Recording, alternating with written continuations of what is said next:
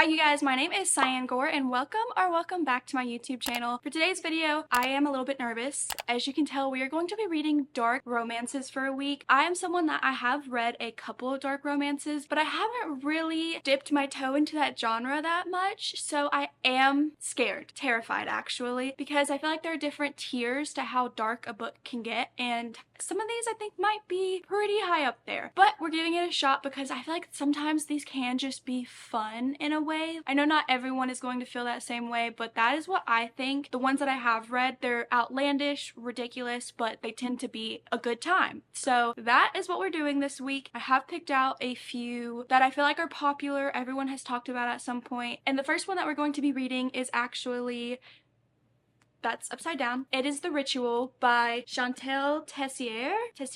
I don't know. This one is probably the scariest out of all of them, so I thought I would start with it because look at this cover. Yeah, enough said. Also, it's called The Ritual. From what I have experienced in my 25 years of life is that rituals are mostly associated with cults, and they're typically not a good thing. So is this gonna be dark? Like super dark? We'll have to see and figure it out together. We're on this journey together, you and I. So let's get started.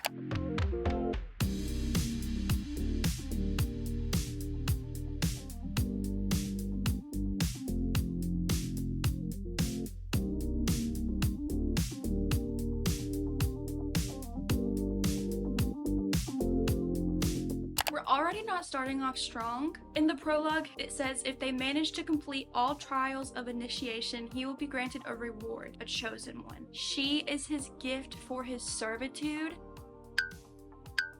Excuse me?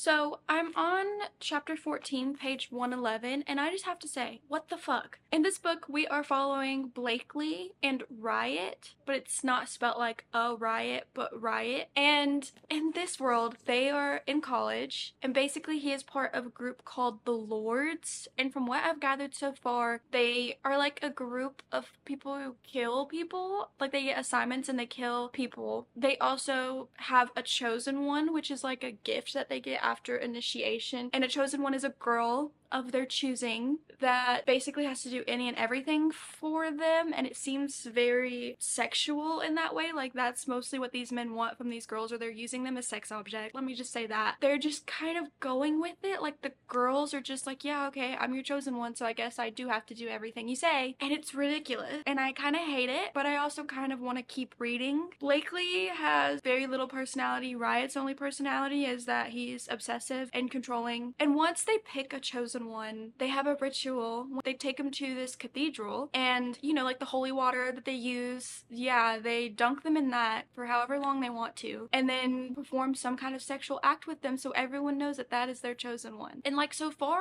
there's just a lot. There are definitely non-consensual, in my opinion, non-consensual things that happen in this book. There's also a drugging already, and I don't know, like I hate it so much, but I'm also intrigued to the point where I want to keep reading and see how these characters develop and how she possibly could actually fall in love with this man, because I know I wouldn't. I would hate this man with every single fiber of my being. So I guess we're gonna keep reading and we'll figure it out.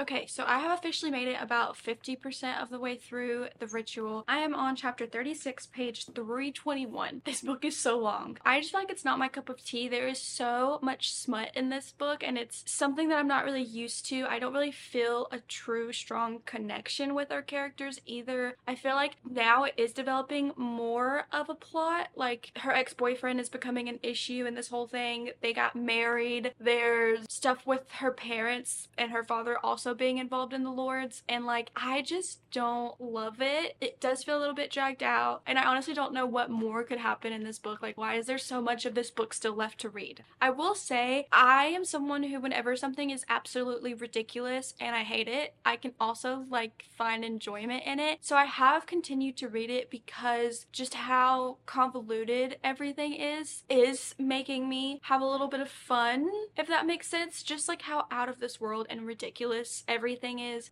keeping me entertained and a little bit intrigued, but it's not good. I will say that. I don't think it's something that everyone should read, especially if you are thinking about it. Read the trigger warnings, and I'm telling you, listen, because there are quite a few things in here that are just uncomfortable in a sense. So yeah, definitely keep that into consideration when reading any of these books in this video. Of course, dark romances, they're gonna have triggers. So that's my thoughts on this. I don't know what else could potentially happen. I am getting a little bored in the sense that the plot, I feel like, is going to be dragged out. Like, I already know what's going on, what more could happen. We'll see though.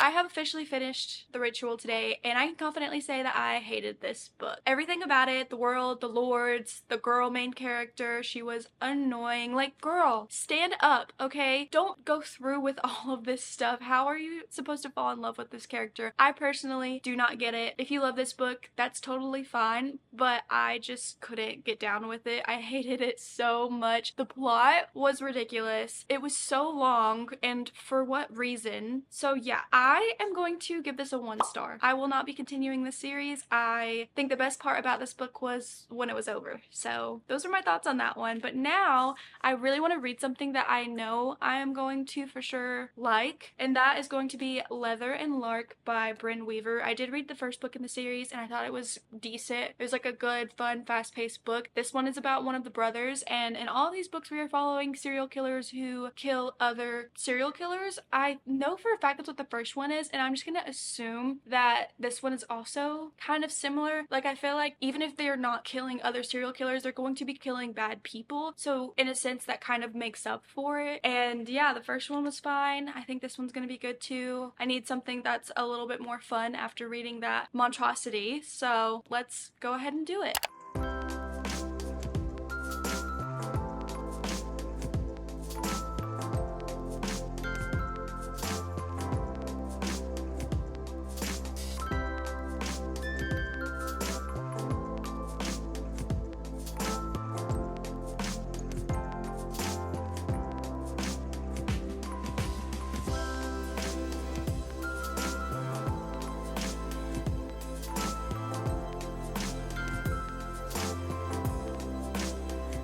I am now a little halfway through Leather and Lark. I am on, I don't know what chapter. It's called Network, and it's page 191. We're following Lachlan and Lark. Lachlan is a contract killer, but he pretty much wants to retire and just get out of that world. And Lark, her family is very big in the like muffin industry, and apparently that whole industry in this book, and probably in real life to be honest, is kind of like dark and twisted, like mafia-ish vibes, you know, like these billionaire company owners, they're not great people, very real. And so like her family knows of Lachlan. They know what he does because they've had to hire contract killers in the past, and something happens to where Lark ends up getting into a fake marriage with him, which honestly I had no idea that that's the trope that was going to be in this book. I read the back afterwards and it is on the back of the book, but I didn't know that going in because I went in pretty blind, so that's interesting. I didn't see that coming. I do like their meet cute, like the first way that they actually actually meet was funny in my opinion. Lachlan definitely sees Lark as like a princess who's out of touch with reality. There's also like a subplot of a third point of view that we're getting, and this person is potentially a murderer that is also coming after Lachlan and Lark. And the characters from the first book, what were their names? Butcher and Blackbird. They're going after them. One thing that I don't particularly love is that I am a Christian, and in this book we can see that whoever is going after Lark and Lachlan is a Christian, and so there's like a lot of quotes and internal monologue of this person doing these things in the name of religion. Like that is their reasoning for wanting to target these two, and I don't love that at all because not all Christians are like that. I know it's a book, we should know that, but I do think it could send the wrong message, and she's definitely not saying all Christians are like that, but I just don't like when Christianity is like a motive for bad things in books. Obviously that has happened in real life, but I don't want to read about it, you know? Anyways, that's just a little side note that might be something that would bother you if you were to read this book. But yeah, so far it's not bad, and I'm gonna keep going.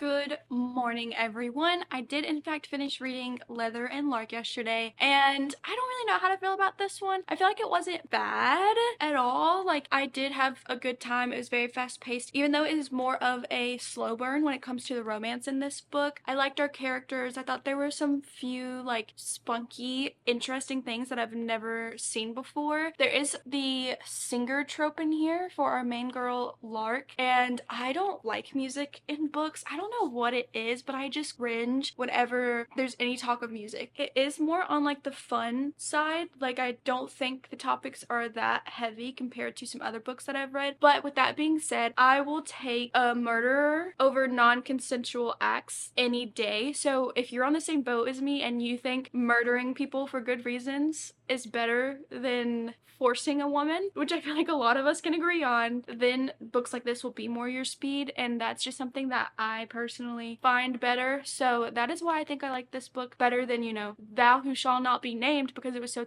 terrible in the first part of this video. And I do think I actually liked this one a little bit less than the first one on Goodreads. Right after I finished reading it, I just gave it a 4-star, but I'm gonna be so honest, it's sitting at a 3. It's not really a 4-star. It's okay. There's that one. But now we are going to move on to our third book of the video, and that is going to be The Predator by Runix. I've never read a book by this author, but recently I have been seeing this all over my For You page. People have been reading the whole series and they have been obsessed with it. I think this one is more in the mafia space of dark romance, because saying dark romance is just such a general term when it is so broad. I think this is gonna have some darker topics, but it is just a mafia romance. I could be completely wrong though, because I honestly have no idea what this book is about besides the fact that it's mafia. So let's do it.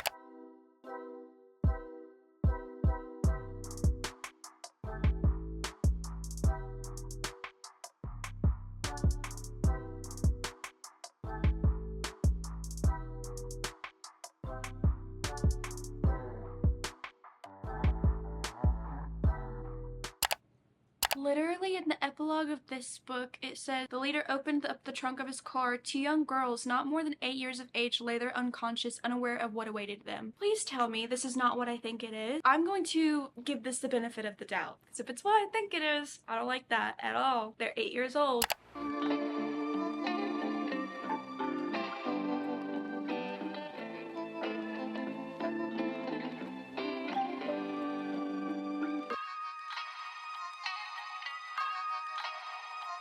Okay, so I think I'm about halfway through this book.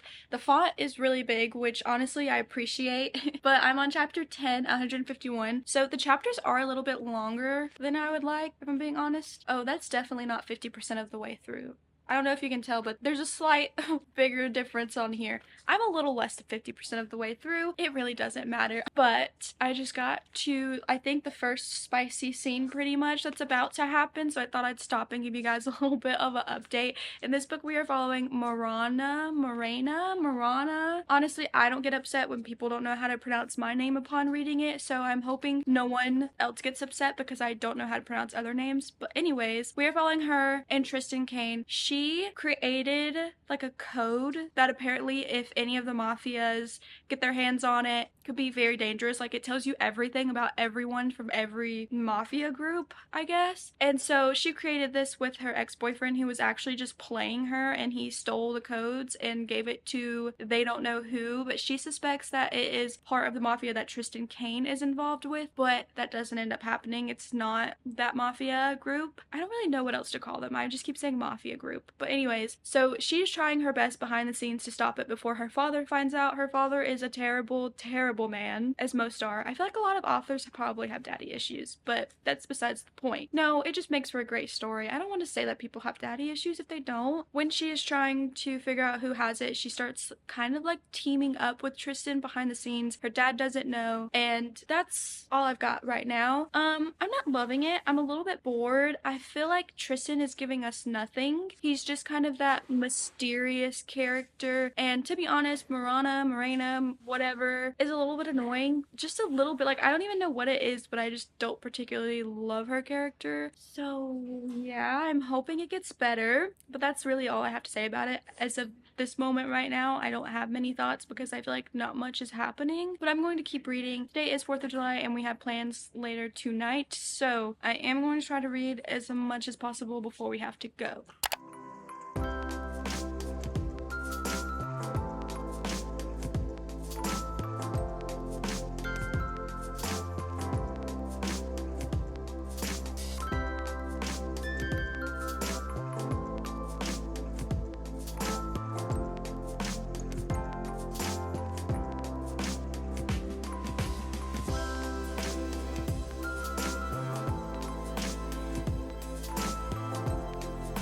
I did finish reading The Predator today, and I just have to say I was a little bit bored because our characters really didn't have great personalities, especially Tristan. Like, he gave me nothing to work with. He was just this mysterious character, which I don't really care for in my books. He had a past that you found out, like, in the end. There was this big reveal. I still don't fully know what happened with the codes, but I have heard that the second book is still following this couple, so maybe, like, more goes into that and that plot is just gonna continue. But this one really was not bad, but it just fell a little bit flat for me. I was bored at some parts. Don't really care about these two as a couple. And then at the end, there was like a big reveal about what happened to Tristan in his past to make him the way that he is, and how him and Morena, whatever, how they are connected without you really knowing it. It kind of just came out of nowhere in my opinion, or at least that's how I felt while reading it. I was like, wait a minute, okay, whatever. I guess that's why their families don't like each other, or like families, you know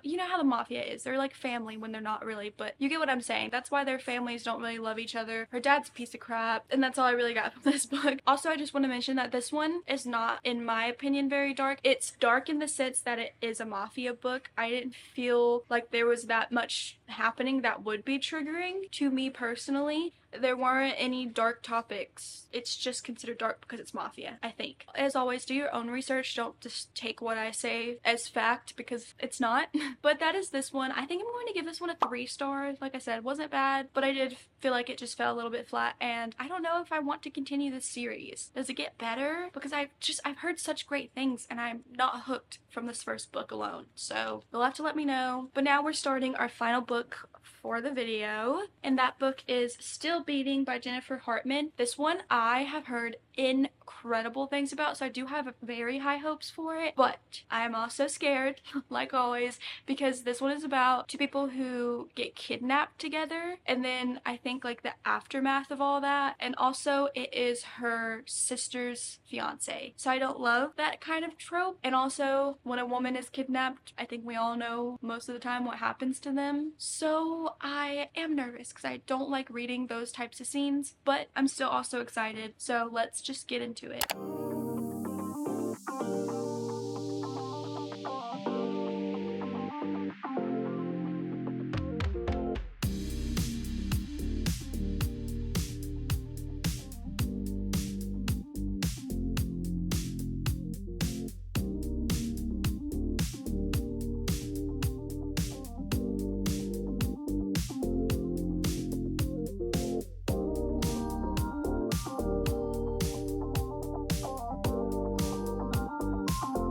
I wanted to quickly hop in here and just say that I am on part 2 of the book. I'm 90 pages in, and as we have talked about, this is about Cora and Dean is her sister's fiance, and they pretty much have never really liked each other. One night they get kidnapped. So throughout this whole first part of the book, that is what you are seeing, is them being kidnapped and what happens to them when they are kidnapped. But I just wanted to quickly say, for anyone who is wondering about this book, that they have already escaped their kidnapper. So the first 90 pages, it does get a little bit hard to read and intense, but I will say that I like that it's only gonna last 90 pages and that the rest of this is hopefully just gonna be the aftermath of that. Let's hope and pray that they don't get kidnapped twice. That would be the craziest plot twist in the world, but that is what is happening now. We are out of what I believe is possibly going to be the toughest part of the book. So just wanted to let you guys know that.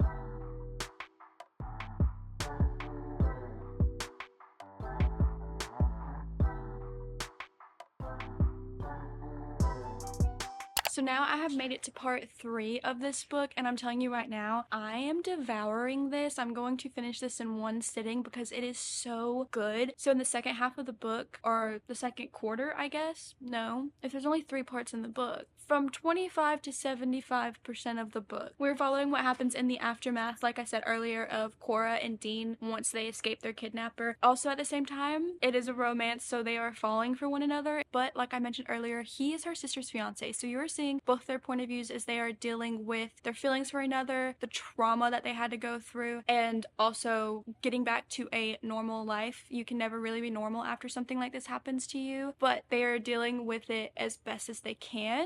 And it is just a roller coaster. There is a lot of back and forth because obviously they are trauma bonded, and of them falling into one another in order to help them kind of deal with their trauma. And it's just a pattern and a bad cycle that they're trying to break because they do keep falling back on one another. And it's just insane, honestly. It's a lot that is going on. I will say at this point in time, I don't love her sister slash his fiance because she is very much like, you need to be normal, you need to get back to your everyday life, you need to get over what happened to you, and she's kind of getting on my nerves. But at the same time, I am also dealing with that like moral dilemma of, do I want these two to end up together when it is literally her sister's fiance? I kind of do, either way. So we all know where my morals lie. But another thing is that you are seeing little flashbacks to their past interactions before this traumatic thing happened to them, and you can kind of see that maybe there always were feelings there, they just never acted on them. So that also kind of makes you want them to end up together in a sense too. But yeah, I am loving it, but it's definitely more of a like sad, heartfelt book. But yeah, I'm gonna finish it up now.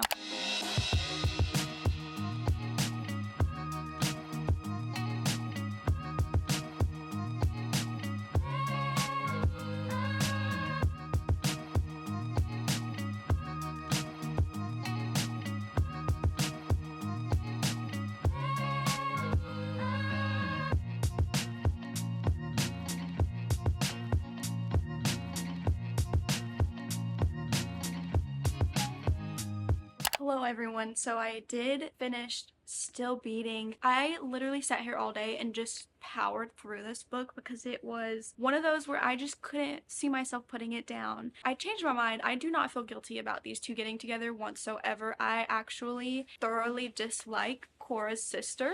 You will totally understand if you have read this book, but it's another one of those books that kind of left me speechless. Whenever books are sad and like more heartfelt, I really don't know what to say because it's just hard to describe the feelings that you get from books like that. But I will say that I really enjoyed it. I am glad that I chose this one for today because it's the 5th of July, so I'm off of work and I was literally able to read this in no time and I did not want to put it down. So that says a lot about a book, and it is just on a different level of a dark romance. Like, it's a dark romance because dark topics are brought up, obviously, but it's like I was saying earlier, there are just so many different levels, and this is the kind of level of dark that I can get with. I prefer this one to just like a dark, smutty romance. I really, really like this one. So because of that, I am going to give this a 5-star. I definitely got those 5-star feelings. I completely understand now why everyone loves this book, and I would highly recommend it. So if it sounds like something you would be interested in, give it a shot. This was a surprise. I did not expect it to be as good as it was, but I'm so happy with it. So that is that one. Okay, so as I was importing the footage, I realized that I just did not end off this video. So I wanted to do a quick recap of everything that we have read this week. First off, we started with The Ritual. I did not like it. I gave it 1 star. Then we moved on to Leather and Lark. This one was okay. It had some things I didn't necessarily love about it, but it's still just a fun book, so I gave this one 3 stars. Then we had The Predator. This one was a little bit boring for me. I'm still curious as to why everyone seems to love this series, so I don't know if I'm going to continue it. What do you guys think? Is it worth it? I don't know, but the characters and everything just kind of felt a little bit flat, and I feel like it's also stuff we've seen before, which I feel like I've recently been saying that in a lot of my videos, but it's just true. Books can get repetitive when you've read quite a good bit of them, but that is how I felt about this one. I did give this one 3 stars as well. And then of course we have Still Beating, which is the golden star of this video. 5 stars. Loved it. My type of romance. We had a good mix of like every type of dark romance. We had an emotional roller coaster one, we had a mafia one, we had serial killers, and then we had whatever the fuck this is. So it was